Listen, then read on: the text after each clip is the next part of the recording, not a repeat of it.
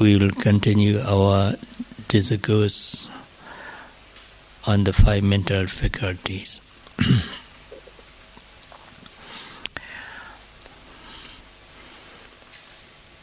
About out of 5 mental faculties, we should deal with Panya, Saddha, Viriya, Sati, Samadhi, and Panya. Panya is insight, enlightenment, wisdom, and knowledge. But before I deal with this Panya, I think I should explain to you the 5 kinds of the truth, the 4 kinds of the truth. There are 4 kinds of truth in Buddhism. The first truth is to be realized.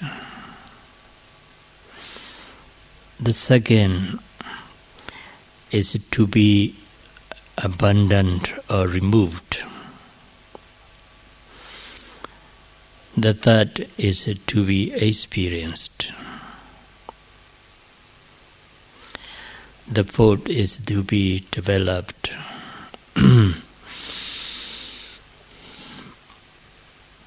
So the first truth is called Praññaya in Pali. Praññaya means the Dhamma that must be realized by meditators. The second is called Pahadabha in Pali. Pahadabha means here the Dhamma that must be abandoned or removed.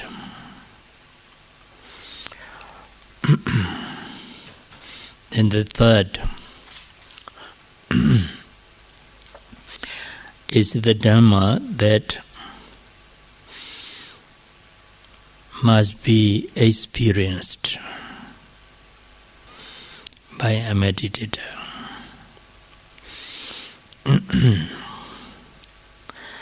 The fourth, the third is called Satchigattabha in Pali.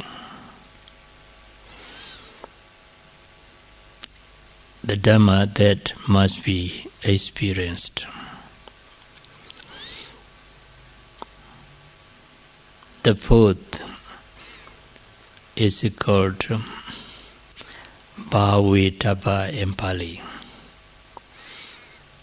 It means the Dhamma that must be developed. So, when a meditator has realized the first truth, thoroughly realized the first truth, he will be able to remove the second truth.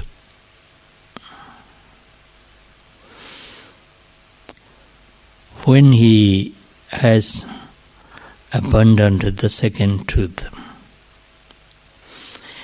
he can experience the third one. To experience the third truth, meditator must remove the second one. To remove the second one, he must thoroughly realize the first truth. To realize the first truth, he must develop the fourth one.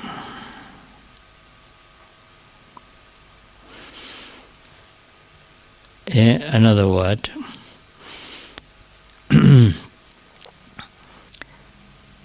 if a meditator has fully developed the fourth truth, he is sure to realize the first truth.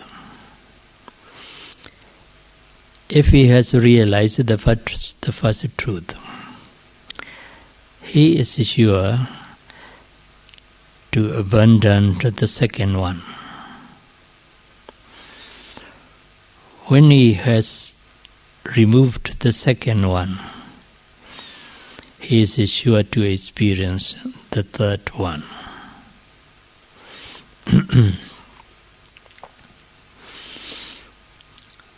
So, the point is the first truth,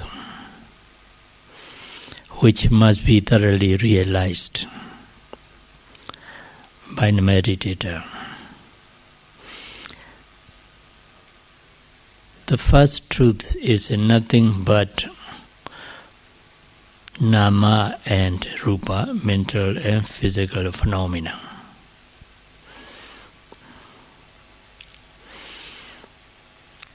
The second truth, which must be removed, is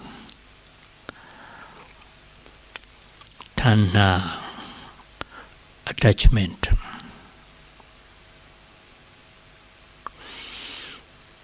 The third truth, which must be experienced, it is the cessation of suffering, liberation.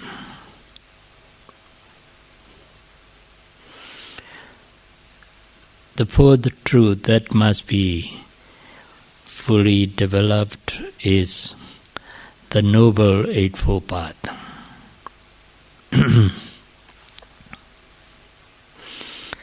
So to realize the first truth, which is nama and rupa, embodiment process, psychophysical phenomena,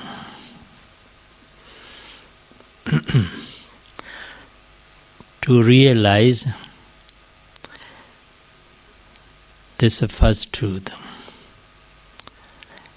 Here, the first truth. Why do we need to realize the first truth, nama and rupa? Because nama and rupa, body-mind processes, is the truth of suffering. All mental states are suffering. All physical phenomena are suffering. From the point of view of a meditator who wants to get rid of suffering.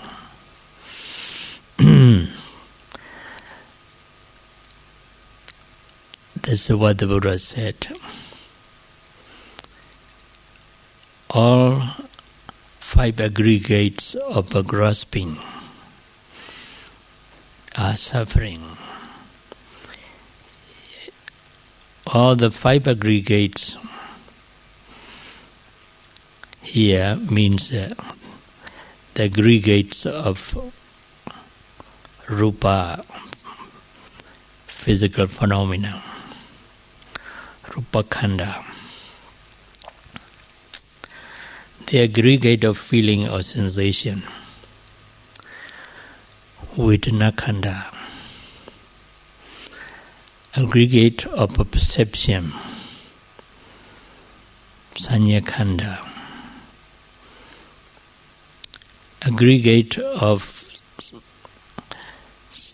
mental formations, Sankhara Khanda, and aggregate of consciousness,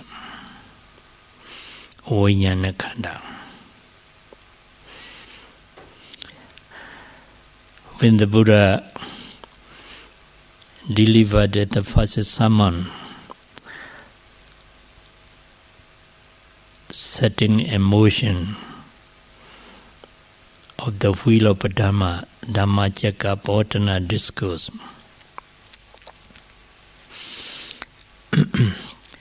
he describes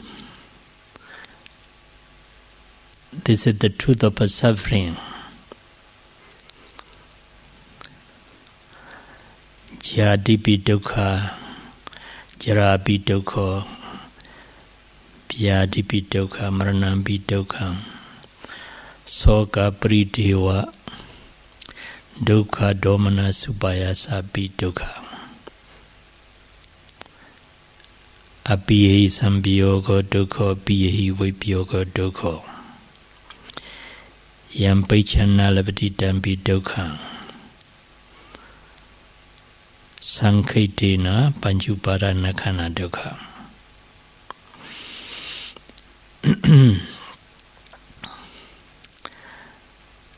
Jatipi dukkha, birth is a suffering. Jarapi dukkha, decay is a suffering.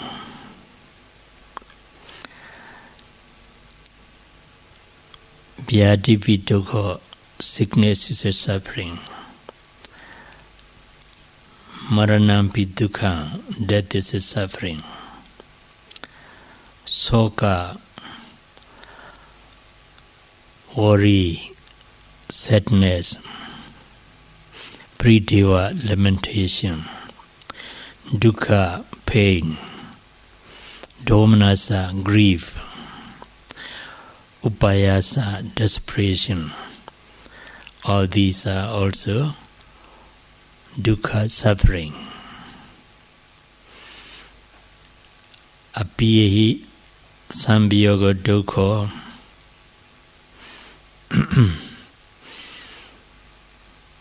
to associate with the unbeloved is a suffering.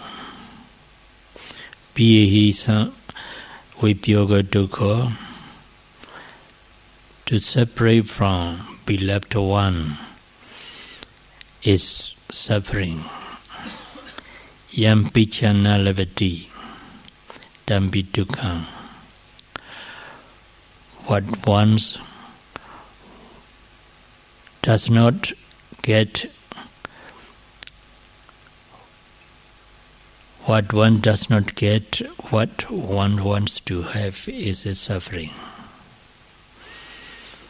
Then eventually the Buddha summarized all this suffering in his sentence.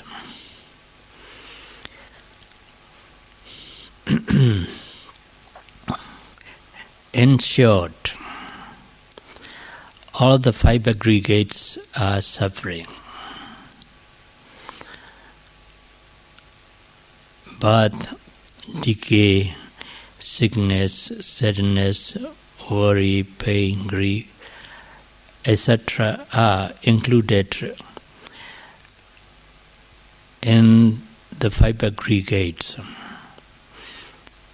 That's why the Buddha said, in short, all five aggregates of grasping are suffering.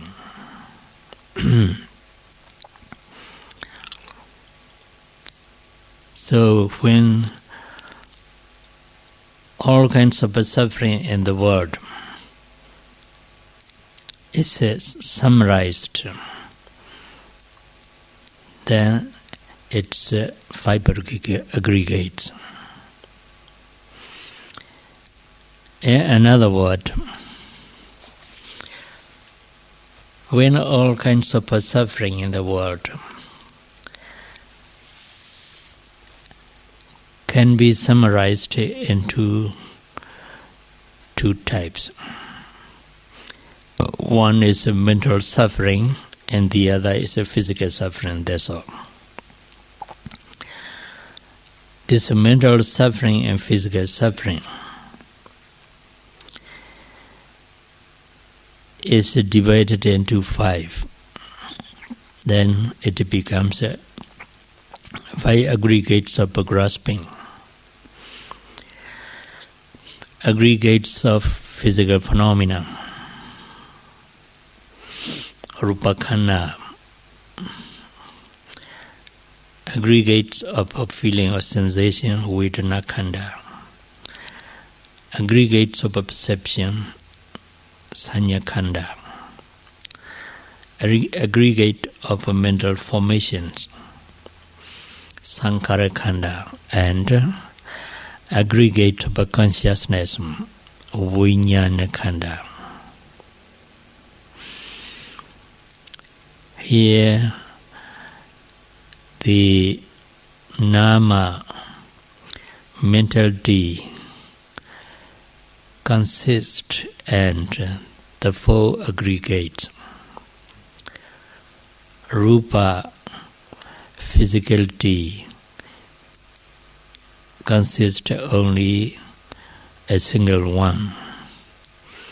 Rupa khanda aggregates of physical phenomena is only one. The other 4 are included and nama khanda aggregates of mentality or mental suffering.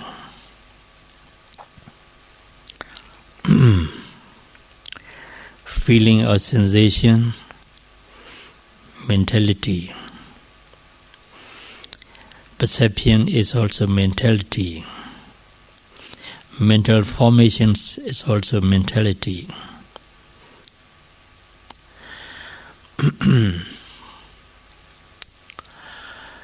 Consciousness is also mentality.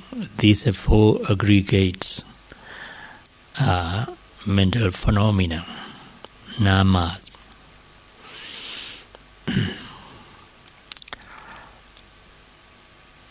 But in my previous talk, yesterday's talk,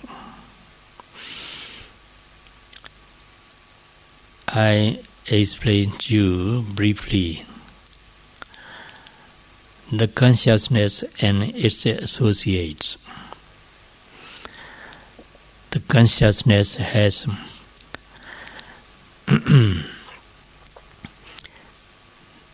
the characteristics of cognizing an object. It just cognizes the object. It doesn't do any more cognizing it. But there are 52 mental concomitants or mental associates that arises together with that consciousness.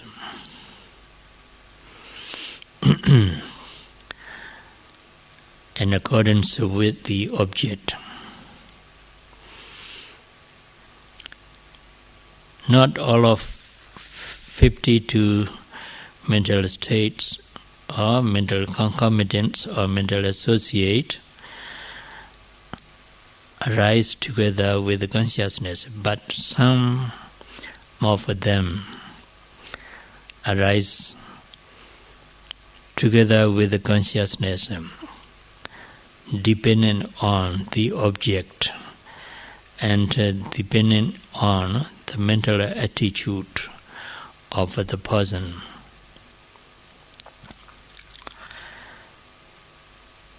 So, out of the 52 mental states, mental associates, or mental concomitants, the feeling or sensation, perception, the perception, are also included in these 52. So, of these 52 mental concomitants, the Buddha said feeling or sensation is a separate aggregate, Vedana Khanda aggregate of a feeling or sensation. In the same way, perception is also a separate aggregate, Sanya Khanda aggregate of a perception. Remaining 50 mental concomitants, mental associates, are called mental formations, aggregates of mental formations. Sankhara Khanda. So, in aggregates of 52 mental formations, Sankhara Khanda, context is included. Context, volition, psychic force, attention, craving, lust, greed, hatred, anger, aversion, ignorance, conceit, jealousy, embrace, sloth and torpor, restlessness and worry, moral shamelessness, moral fearlessness. All these mental concomitants are included in aggregate of mental formations, Sankhara Khanda. Actually, to make progress in your meditation, I need not explain you in so much detail, but I would like you to have some knowledge of these things. That's why I told you to a certain extent. Yes, these 5 aggregates, which are summarized into Nama and Rupa, mentality and physicality, are the truth of suffering, which must be thoroughly realized by a meditator. If we say straightway, we can say these body and mind are the truth of suffering, which must be thoroughly realized by us.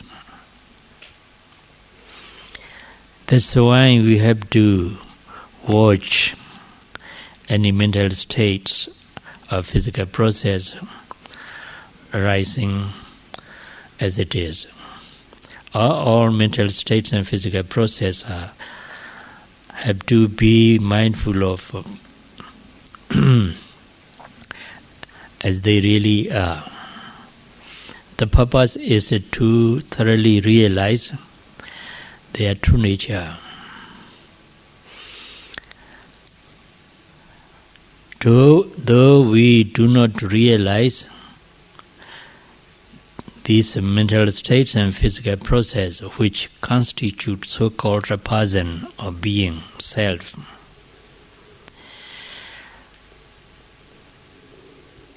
but they are suffering. So we may not accept the lobha desire to be wealthy, to be a president or prime minister. We may not accept this lobha desire is suffering, But though we do not accept that this desire is a suffering, but it's actually suffering. Why? This desire arises and passes away. When the desire arises in us abundantly or intensively, then we feel uneasy in mind as well as in the body. That's a suffering. Because of the desire to be worthy, we have to work hard day and night to earn a great deal of money. There is also suffering, both mentally and physically. But we may not accept. Man must have the desire to get a world. Because of that desire, he is suffering, both mentally and physically. Though we cannot accept it as a suffering, it's naturally it's a suffering. So, the Buddhism is realizing neither pessimism nor optimism, but it's a realizing. We must see reality as it really is. In other words, we must see suffering as it is. Or we must see suffering as suffering is. Only when we thoroughly realize any mental phenomena or physical phenomena as suffering, we want to get rid of suffering, and we find out means and ways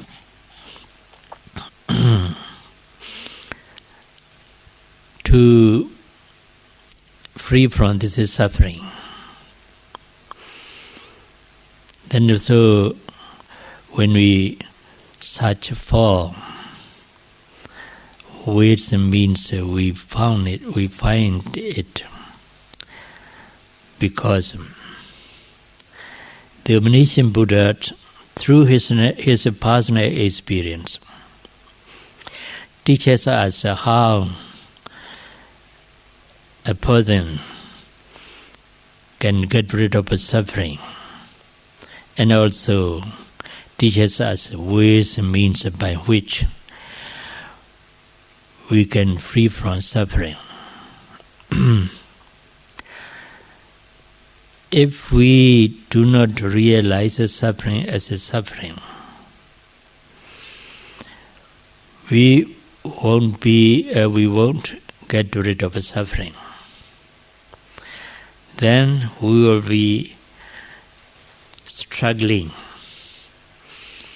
and suffering in the ocean of suffering. Yes, sometimes the scripture uses the word the ocean of suffering. The whole world is the ocean of suffering, both mental suffering and physical suffering. That's why the Buddha said, this is the first truth, the truth of suffering, dukkha satya, is to be thoroughly realized, praññeya. Only this dukkha satya, the truth of suffering, bodily process, is thoroughly realized. We want to free from it.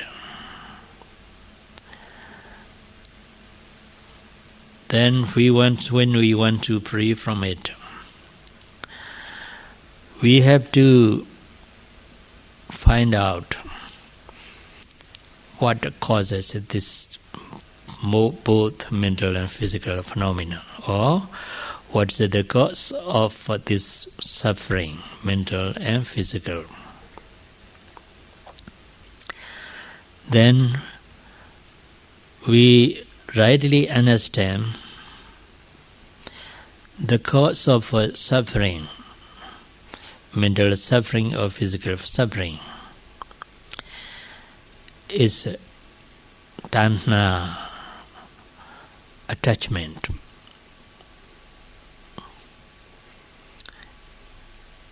This tanha covers all the senses of greed, lust, craving, attachment, grasping, love, and so on. So when we say tanha, the attachment, we mean all these, the sense of these words: desire, lust, greed, craving, and so on. So this tanha, attachment, is the cause of suffering. We readily understand why. Because the Buddha teaches us tanha or attachment causes all kinds of suffering. So tanha or attachment is the immediate cause of suffering. Then why does the tanha arises? Why does attachment to mentality and physicality arises? What is the cause of attachment? Then the cause of attachment is ignorance. Ignorance of dukkha satya, the truth of suffering. Ignorance of both mental and physical phenomena causes attachment to arise. So attachment tanha is the immediate cause of suffering. The ignorance is the original cause of suffering. Then when we do not want to have suffering, or do not want to suffer, we must do away with its cause. We must eliminate its cause. What's the cause of suffering? The immediate cause is attachment. The original cause is ignorance. Only when we are able to remove the original cause, there won't arise immediate cause tanha. When this immediate cause tanha has been destroyed, there won't arise any suffering at all.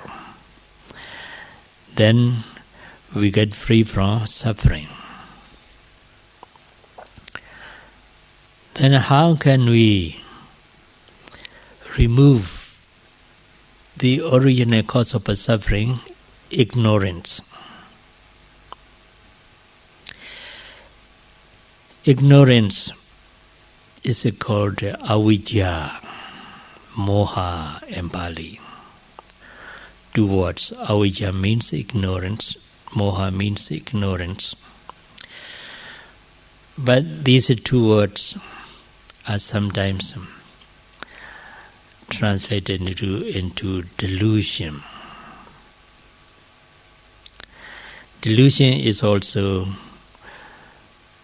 suitable for the sense of moha, ignorance to a certain extent, or in some cases.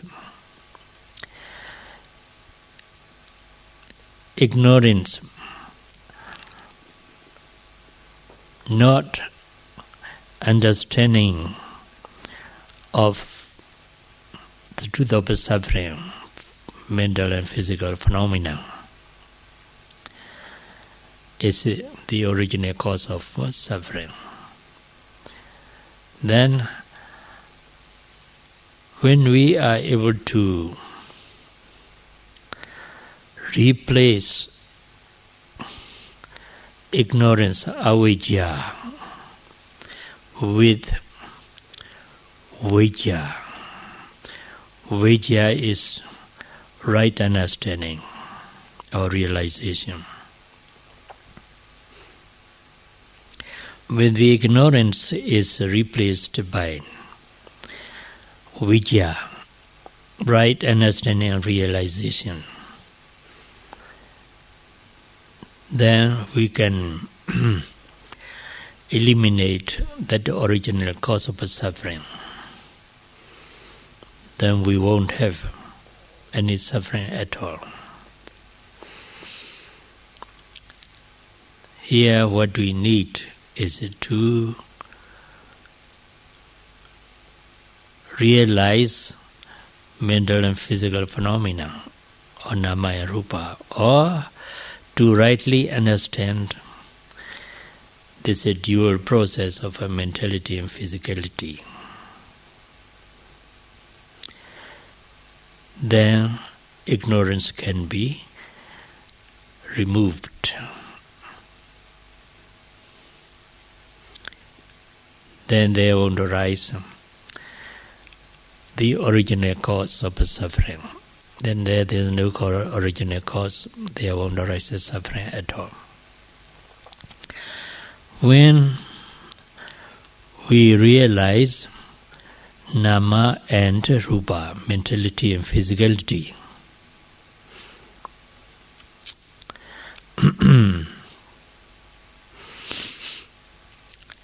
mental phenomena and physical phenomena,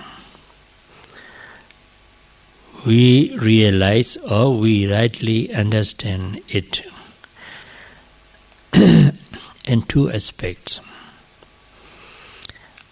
I explain to you briefly. One is sabhava lakhana, specific individual characteristics of nama and rupa, mental and physical phenomena. The other is general or common characteristics of nama and rupa, mental and physical phenomena.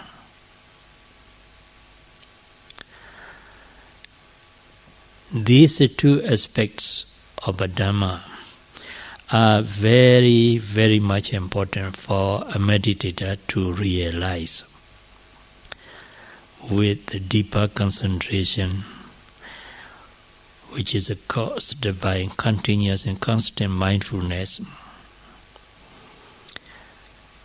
which can be obtained by strenuous effort.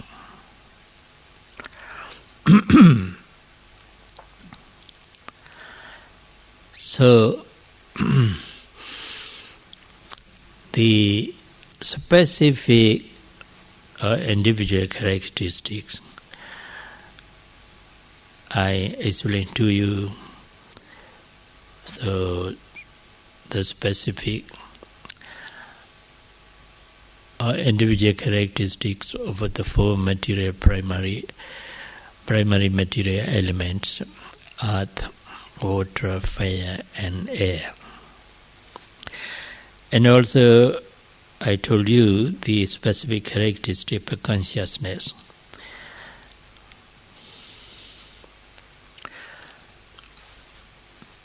Every mental state, every physical process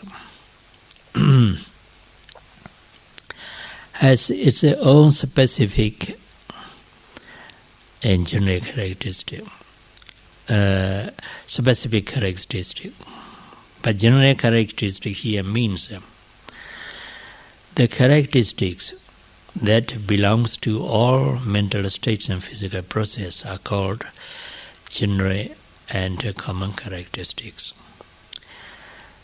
They are nothing but anicca, dukkha, and anatta,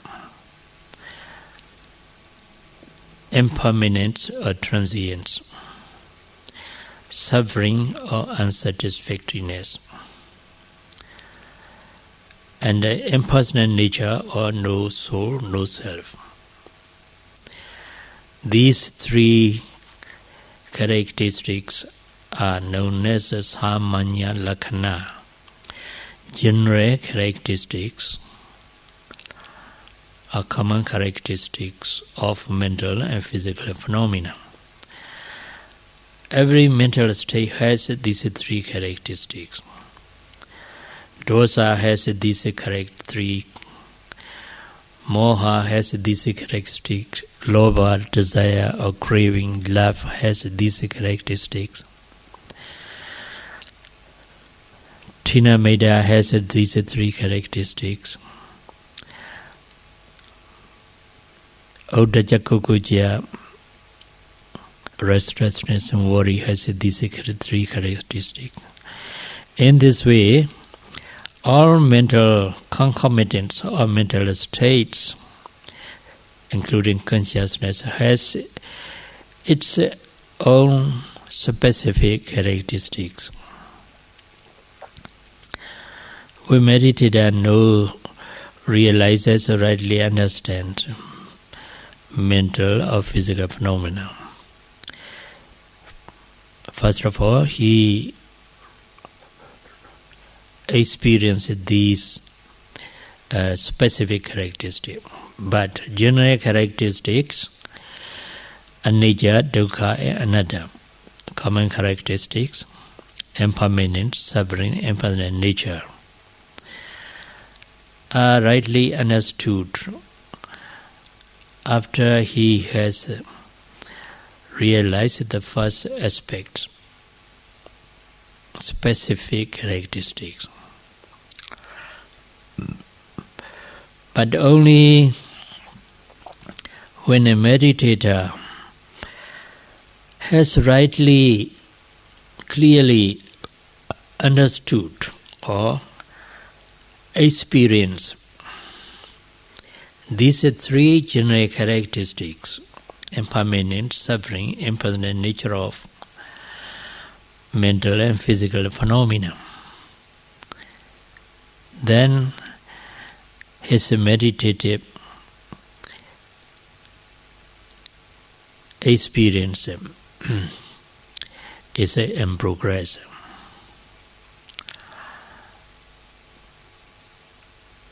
Vipassana, insight, means here realization or rightly understanding of these three characteristics, general or common characteristics. So it's only at the third stage of insight knowledge that meditator begins to rightly understand these three characteristics: impermanence, suffering, impersonal nature. But the impersonal nature or no soul, no self nature of mental and physical phenomena is realized from the first stage of insight knowledge, but not clearly and fully.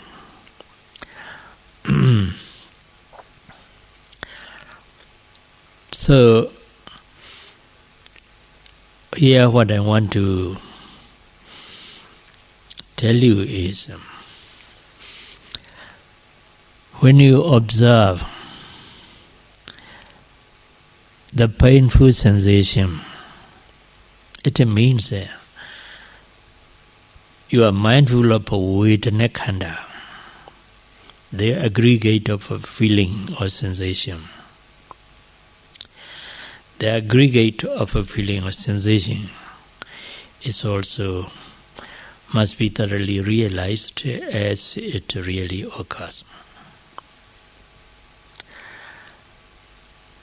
So, where a meditator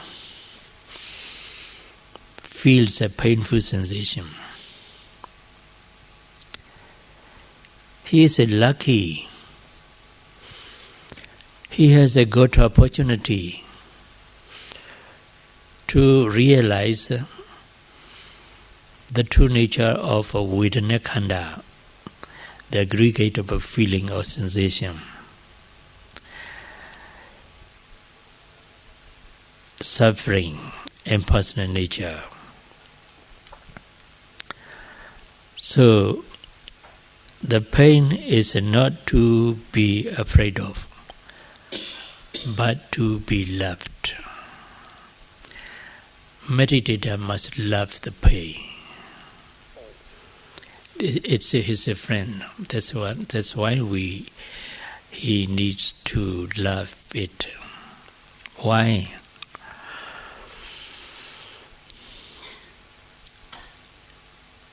In ancient time, about 9th century, in Sri Lanka, at that time, in Sri Lanka, Buddhism was very much flourishing. Some commentaries say at that time Sri Lanka was covered with the color of robes, and there's no place where there's no Arahant.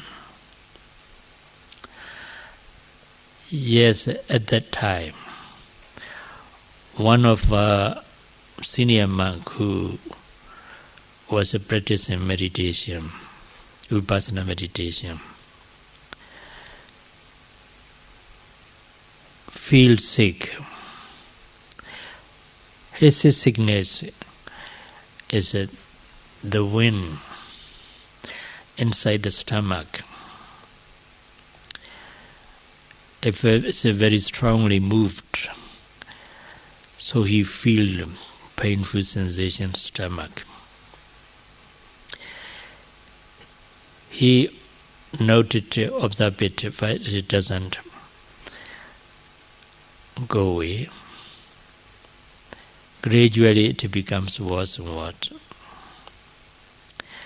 He also strives his best to observe it as it is, noting pain. But eventually he can't bear it. So he is moaning and rolling this side and that side on the bed with a mindfulness, crying. Then one of his disciples, who seemed to be an Arahant, I think, requested the senior monk, Venerable, you are a good meditator. You need not give in this pain. You should strive to observe it. By observing the pain, realizing its true nature, you may make your progress in your meditation. Then the senior monk, who was ashamed of being requested by his disciple to go on with his practice, so he continued to note the painful sensation, pain, be impatient with it.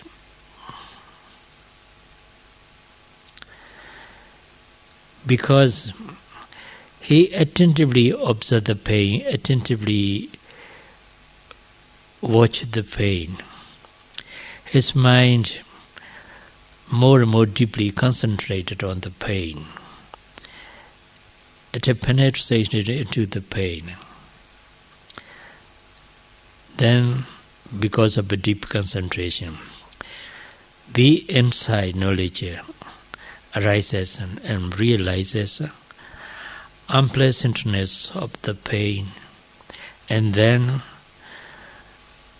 one waves of a sensation, unpleasant sensation after another, arising in passing away. As if one layer of unpleasantness comes up and then passes away. Another layer of unpleasantness comes up and passes away. In this way,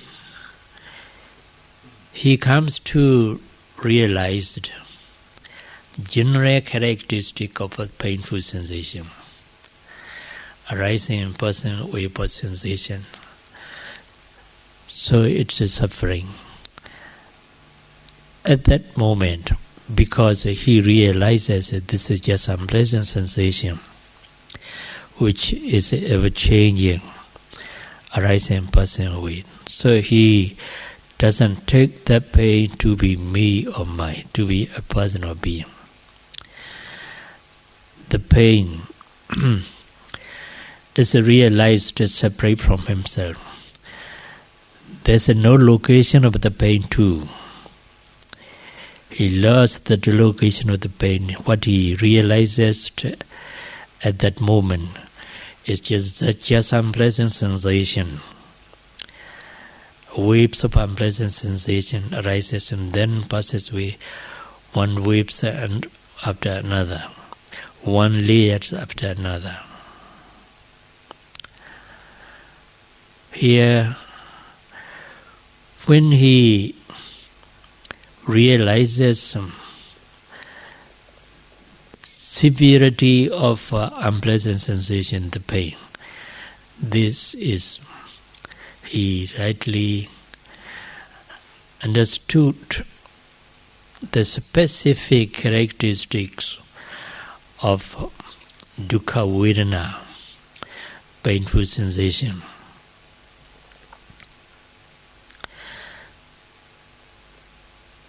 Aneta buddhapa nupavana lakhana dukkha, scripture said. The meaning is, painful sensation has as its characteristics the experience of undesirable, tangible things.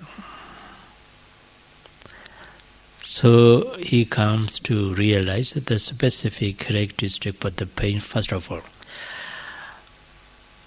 After that, his type is best to observe the pain. Then he comes to came to realize general characteristics, appearance and disappearance of the painful sensation, its suffering, and also it's neither a person nor a being. It is just phenomenon of a feeling or sensation.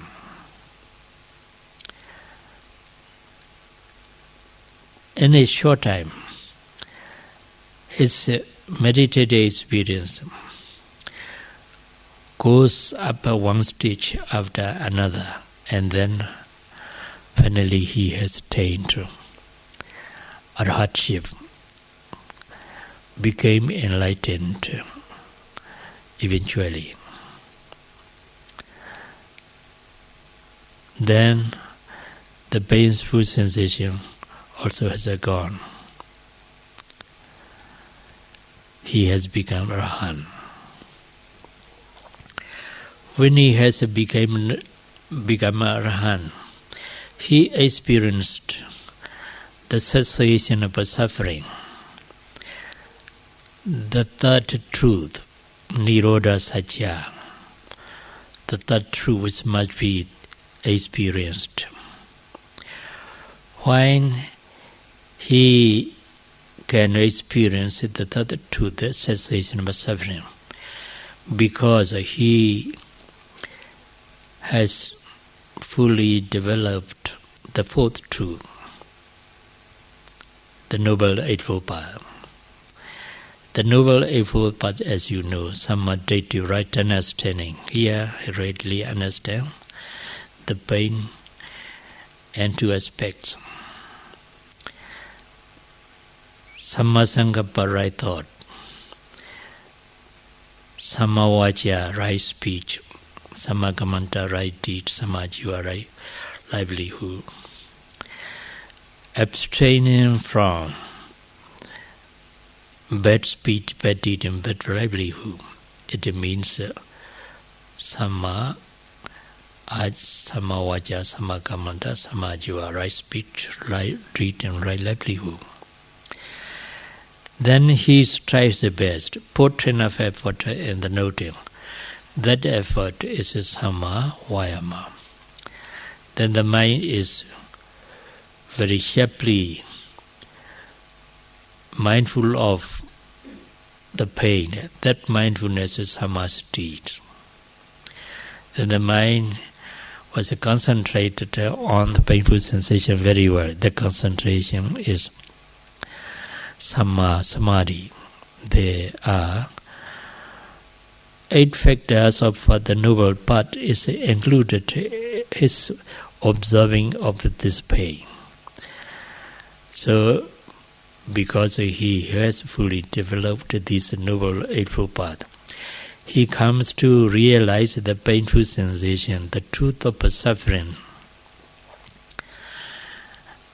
And 2 aspects. First of all, specific characteristics, then general characteristics. Here, the truth of suffering, feeling, unpleasant feeling, sensation, is thoroughly realized by himself. So he doesn't take this painful sensation to be me or my a person or being. He just see it as a natural process of mentality and physicality, which are arising in personal way of changing.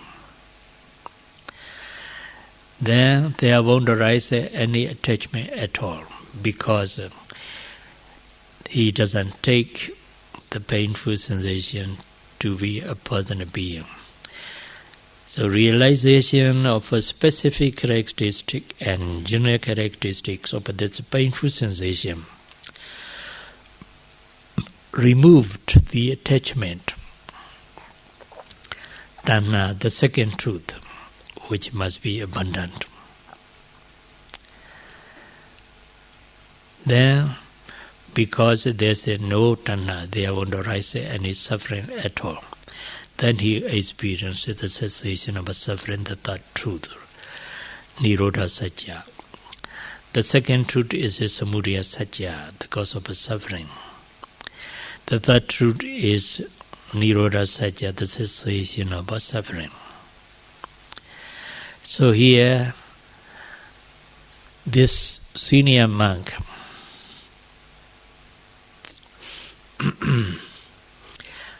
had a very good key to open the door of Nibbana, the truth cessation of suffering. What's that key? The key is a painful sensation. That's why I said, if a meditator has a painful sensation, he is very much fortunate to possess the best key to open the door of Nibbana. But he needs a great deal of patience so that he can observe the pain.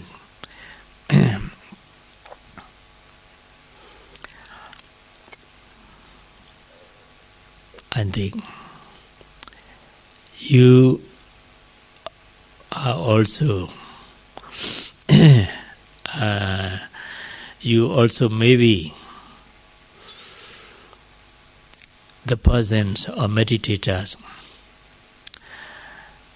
who can attain the cessation of suffering deliverance from suffering with the key of a painful sensation. Then, shall I ask you a question? Is it the pain? Is it to be loved or to be afraid of?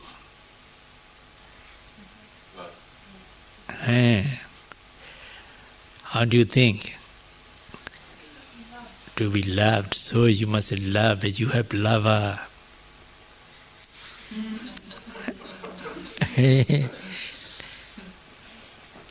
In every city. Yeah.